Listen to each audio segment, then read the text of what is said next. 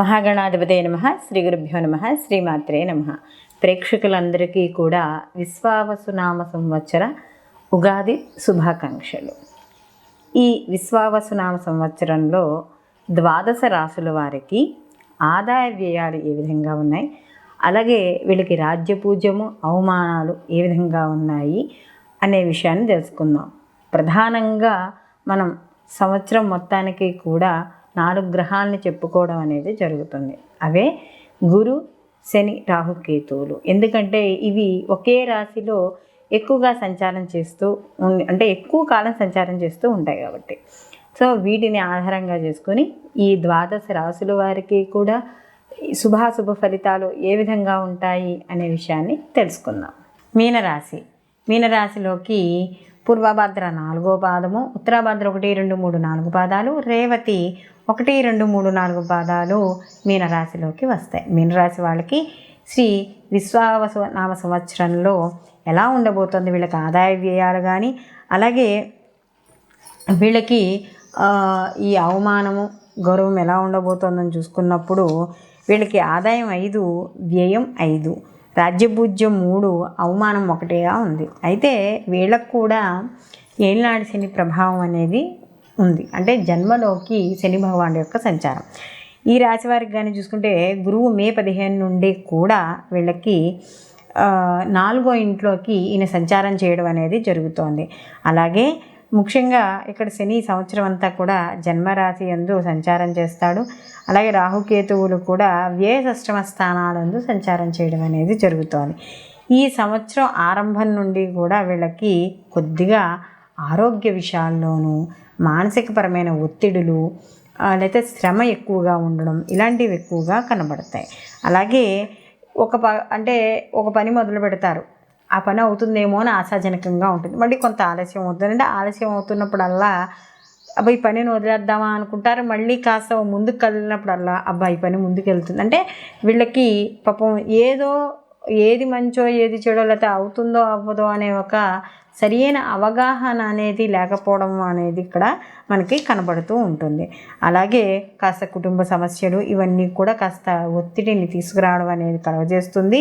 అలాగే ప్రతి పనిని కూడా శ్రద్ధ అనేది చాలా అవసరం. అందులో జన్మలో శని కదా కాస్త బద్ధకం ఏర్పడుతుంది. పని మీద వాయిదా వేసే అలవాటు బాగా ఎక్కువైపోతుంది. ఆ తర్వాత చేద్దాంలే, కాసేపు ఉన్నాక చేద్దాంలే, రేపు చేద్దాంలే, ఇలా పనిని వాయిదా వేసుకుంటూ ఉంటారు. ఎందుకంటే శని భగవానుడు కాస్త వాయిదా వేసే పద్ధతిని ఇస్తూ ఉంటాడు కాబట్టి పనిని వాయిదా వేయడం వల్ల వచ్చే రిజల్ట్ కూడా తగ్గిపోతూ ఉంటుంది. అలాగే ఇక్కడ ముఖ్యంగా కానీ చూసుకుంటే విద్యా ఉద్యోగ విషయాల్లో విజయాలు సాధించడానికి మాత్రం బాగా కష్టపడతారు. కష్టకు తగ్గ ప్రతిఫలం అయితే తప్పకుండా ఉంటుంది. ఆధ్యాత్మిక పరంగా కావచ్చు, ఎవరికైనా సహాయ సహకారాల కోసం కావచ్చు, ఏ రకంగానైనా సరే కొంత ధనాన్ని వెచ్చించడం అనేది జరుగుతుంది. అలాగే దూర ప్రయాణాలు చేస్తారు. అలాగే కొంత స్థానచలనాలు ఉద్యోగపరంగా కావచ్చు, లేకపోతే గృహపరంగా కావచ్చు, స్థానచలనాలు అయ్యే అవకాశం అనేది ఎక్కువగా ఉంటుంది. సంతానపరంగా కూడా ఆర్థిక వృద్ధి, విద్యాపరంగా వాటిపరంగా ఉండడం అనేది జరుగుతుంది. ఎందుకంటే ఇక్కడ షష్టమ స్థానంలో కేతు ఉన్నాడు కాబట్టి ఏనాటి శని ప్రభావం ఉన్నా కూడా కొంత ఉన్న సమస్యలను మాత్రం అధిగమించడం, వచ్చే సమస్యల్ని కాస్త ఎలా తెలివితేటలుగా ముందుకు వెళ్ళాలనే ఆలోచనలు మాత్రం ఉంటాయి. కుటుంబ సమస్యలు ఉన్నా, ఆర్థిక పరంగా ఉన్నా వాటిని నెమ్మదిగా దాటుకుంటూ ముందుకు వెళ్ళడం అనేది జరుగుతుంది. అయితే ఇక్కడ ముఖ్యంగా ఈ మీనరాశి వాళ్ళు తప్పకుండా పాటించాల్సింది ఏంటంటే టైం పంచువాలిటీ, అలాగే ఏ పనిని ఇప్పుడు చేయాలనే అవగాహన, క్రమశిక్షణ, నియంత్రణ, ఆరోగ్య విషయాల్లో కావచ్చు, పనిలో కావచ్చు, ఉద్యోగంలో కావచ్చు, వ్యాపారంలో కావచ్చు, నిగ్రహ శక్తి, కొన్ని విషయాల మీద నిగ్రహ శక్తి, ఇవన్నీ ఎప్పుడైతే ఉంటాయో అప్పుడు మాత్రమే సత్ఫలితాలను పొందడం అనేది జరుగుతుంది. ఆధ్యాత్మిక కార్యక్రమాల్లో పాల్గొంటారు. దైవబలాన్ని పెంచుకోవాలి. ఎప్పుడైతే దైవబలం పెరుగుతుందో ఆటోమేటిక్గా కార్యక్రమాల్లో ఏవైతే మీరు చేపట్టే ఉంటాయో వాటిల్లో విజయం సాధిస్తారు. అంటే మనకి మనసు ఎప్పుడైతే ప్రశాంతంగా ఉందో మనం ఏ పని చేయాలి, ఏ పని చేయకూడదు అనే విచక్షణ అనేది మనకు ఉంటుంది. కాబట్టి తప్పనిసరిగా దైవారాధన అనేది చేసుకోవాలి. అలాగే ఇక్కడ సోమరితనం కానీ, పళ్ళు వాయిదా వేయడం కానీ ఇలాంటివి దగ్గరికి రానివ్వకుండా ప్రతి పనిని కూడా సమయాన్ని దృష్టిలో ఉంచుకుని పని చేయడం అనేది మంచిది. అలాగే లక్ష్యాలను సాధించడానికి కూడా శ్రద్ధ అనేది చాలా అవసరం. అలాగే ఇక్కడ కుటుంబ సభ్యులు కావచ్చు, అన్నదమ్ముల వాళ్ళ యొక్క ప్రేమాభిమానులు కావచ్చు, ఏవైనా సరే సంపాదించుకోవడం అనేది జరుగుతుంది. చిన్న చిన్న ఒడిదుడుకులు అనేవి ఉంటాయి. వివాహం అయిన వారికి చిన్న చిన్న సమస్యలు అనేవి ఉంటాయి. జీవిత భాగస్వామి ఆరోగ్య విషయాలు కూడా కొంత ఇబ్బంది పెట్టడం అనేది జరుగుతుంది. అలాగే ముఖ్యంగా ఇక్కడ చూసుకున్నప్పుడు ఏవైతే బంధువులతో మిత్రులతో ఏవైతే ఉన్నాయో అప్పటి వరకు చాలా ఆనందంగా వాళ్ళతో ప్రతి విషయాన్ని పంచుకున్న వాళ్ళు కూడా దూరం అవ్వడం, లేదా మీ యొక్క ఆర్థిక విషయాల వల్ల కావచ్చు, మానసిక ఇబ్బందుల వల్ల కావచ్చు, లేకపోతే కుటుంబపరమైన సమస్యల వల్ల కావచ్చు, కొంత దూరం అయ్యే కొంతమంది బంధాలు ఏవైతే ఉన్నాయో అవి మనకి అనుకోకుండానే దూరం అవ్వడం అనేది జరుగుతుంది. అలాగే వ్యాపారాలు, కొత్తగా వ్యాపారం స్టార్ట్ చేసేవాళ్ళ వీళ్ళందరికీ కూడా కొంత అనుకూలంగానే ఉంటుంది. అయితే ఏదైనా ప్రీ ప్లాన్ అంటే కొంత అవగాహన అనేది ఉన్నప్పుడు కొంత ఆర్థికపరమైన సమస్యలు ఏమైనా వచ్చినా తట్టుకోగలము. అంటే ఆర్థిక బలం ఉన్నప్పుడు వ్యాపారాలు మొదలుపెట్టుకుంటే ఈ ఏడాది శని ప్రభావం ఉంది కాబట్టి చిన్న చిన్న ఒడిదుడుకులు ఉన్నా కూడా తట్టుకుని వ్యాపారాన్ని ముందుకు సాగించుకునే అవకాశం అనేది ఎక్కువగా కనబడుతోంది. అలాగే ఈ యొక్క సంవత్సరం మధ్యలోకి వచ్చేటప్పటికి మాత్రం కాస్త అనారోగ్య సమస్యలు ఉంటాయి కాబట్టి అలాంటి విషయాల్లో తప్పనిసరిగా జాగ్రత్త తీసుకోవాలి.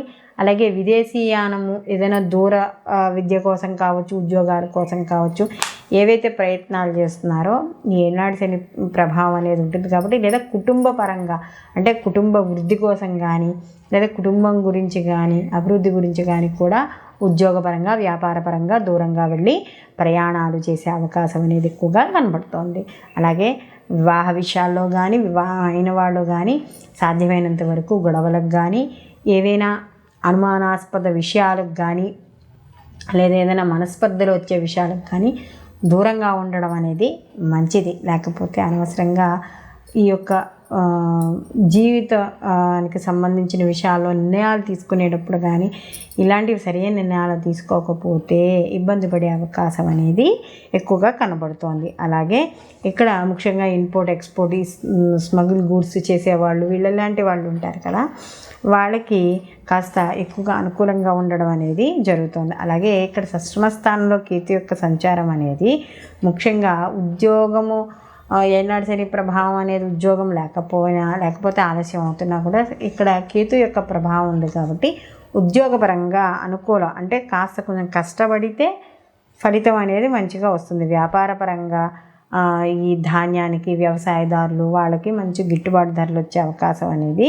ఉంటుంది. అయితే కానీ అమ్మేటప్పుడు మాత్రం కొన్ని ఇబ్బందులు అనేవి ఎదుర్కొంటారు. అలాగే ప్రభుత్వ పరంగా వచ్చే ఏవైతే సబ్సిడీలు కావచ్చు, పథకాలు కావచ్చు, వాటిని కూడా వాడుకోవడం అనేది జరుగుతుంది. మీనరాశి వారికి ముఖ్యంగా చూసుకున్నప్పుడు ఈ ఏనాడు శని యొక్క ప్రభావము, అలాగే గురువు కూడా చతుర్థంలో ఉన్నాడు కాబట్టి కాస్త తల్లిదండ్రుల ఆరోగ్య విషయాల్లోనూ వాటిల్లో కూడా జాగ్రత్తలు తీసుకోవాలి. ఏదైనా విలువైన వస్తువులు కొనుగోలు చేసేటప్పుడు ఆదాయాన్ని చూసుకొని కొనుక్కోవాలి. విలువైన వస్తువుల్ని జాగ్రత్త పెట్టుకునేటప్పుడు కూడా చూసుకోవడం అనేది మంచిది. అలాగే ఏదైనా వ్యాపారపరంగా కూడా ఏదైనా నూతన వ్యాపారం చేసేటప్పుడు మాత్రం కాస్త అనుకూలంగా, అంటే వ్యాపారం మొదలుపెట్టేటప్పుడు కానీ మార్పులు చేర్పులు తెచ్చేటప్పుడు, లేదా ఎవరినైనా కొత్తగా చేర్చుకునేటప్పుడు వ్యాపారంలోకి జాగ్రత్తగా చూసుకోవాలి. సినీ కళా రాజకీయ రంగాల్లో ఉన్న వాళ్ళకి అందరికీ కూడా సామాన్యమైన ఫలితాలు గోచరిస్తున్నాయి. ముఖ్యంగా ఉపాధ్యాయ వృత్తి కానీ, లేకపోతే ఇంకేమైనా అంటే ఈ ట్యుటోరియల్స్ అవి నడుపుకునే వాళ్ళకు కూడా కాస్త సామాన్యంగానే ఉండడం అనేది గోచరిస్తోంది. అయితే ఏ పనినైనా కూడా సాధ్యమైనంత వరకు సామరస్యంగా పూర్తి చేసుకోవడానికి ప్రయత్నించాలి తప్ప పెద్దలతో కానీ, సమాజంలో ఉన్నత వ్యక్తులతో కానీ, తల్లిదండ్రులతో కానీ మాట్లాడేటప్పుడు జాగ్రత్తగా మాట్లాడడం అనేది చెప్పదగ్గ సూచన. అలాగే ఈ ఏనాడు శని ప్రభావం పోవడానికి వీళ్ళు ప్రతిరోజు కూడా హనుమాన్ చాలీస పారాయణ చేసుకోవడం, శనివారం నాడు ఆంజనేయ స్వామికి సంబంధించింది ఏదైనా గుడి ఉంటే ఆ గుడికి వెళ్ళి ప్రదక్షిణాలు చేసుకోవడం, పెద్దవాళ్ళు ఎవరైనా ఉంటే సుందరాకాండ పారాయణ వినడం కానీ, సుందరాకాండ పారాయణ చేయడం కానీ చేసుకోవడం. అలాగే శనికి భగవానుడికి జపాలు చేయించుకోవడం, ఆయనకి సంబంధించిన తర్పణాలు, దానాలు ఇలాంటివి చేయడం ద్వారా ఈ మీనరాశి వాళ్ళకి ఈ ఏనాడు శని యొక్క ప్రభావము తగ్గుతుంది. అలాగే ఇక్కడ వీళ్ళకి ఈ రాహు యొక్క ప్రభావము కూడా వీళ్ళకి అంటే వ్యయ స్థానంలో ఉన్నాడు కాబట్టి రాహు యొక్క ప్రభావం కూడా తగ్గి ఈ విశ్వావసునామ సంవత్సరంలో అనుకూలమైన ఫలితాలు పొందడం అనేది జరుగుతుంది.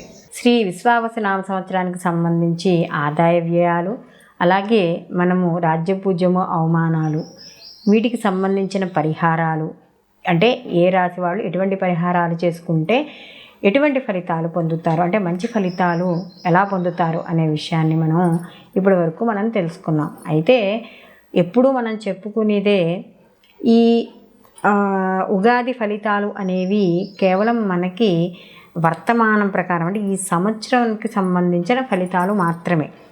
మనకి ప్రతి వ్యక్తికి కూడా తన పుట్టిన సమయానికి సంబంధించి ఒక జాతక చక్రం ఉంటుంది. ఆ వ్యక్తిగత జాతకానికి సంబంధించి రిజల్టు దీంతో కంపేర్ చేయడానికి ఉండదు.